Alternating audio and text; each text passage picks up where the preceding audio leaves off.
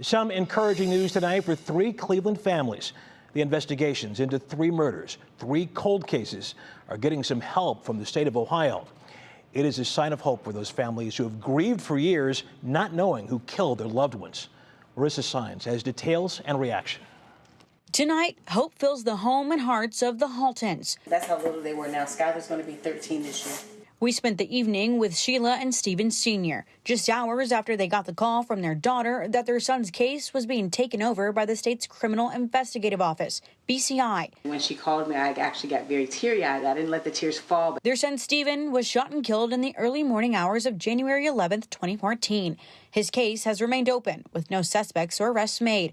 This month marks 7.5 years since his death. This is really big. I mean, this is huge to know that they are still looking. We have now fresh eyes just looking at this case.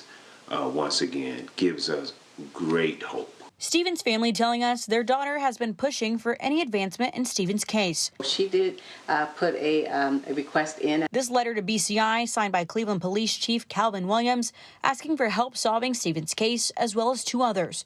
8 years after Aliza Sherman was stabbed to death outside of a downtown parking garage, her case remains cold. The family's attorney telling us in a statement, quote, her daughter Jennifer is incredibly thankful that Chief Calvin Williams and the Cleveland Police, along with the Cuyahoga County Prosecutor's Office, remain persistent in their efforts to bring their killer to justice, adding that they're thankful for the fresh set of eyes looking into the case. He worked in our church in the audio department too. The Haltons say living with the grief doesn't get any easier. He's gone, and now we have to live with this for the rest of our life. So it's a life sentence. But the idea that closure could come is what keeps their fight for justice alive. We won't get our son back, of course, and we may not even find all the answers of why they did it, but at least we can find out and get this killer off the street.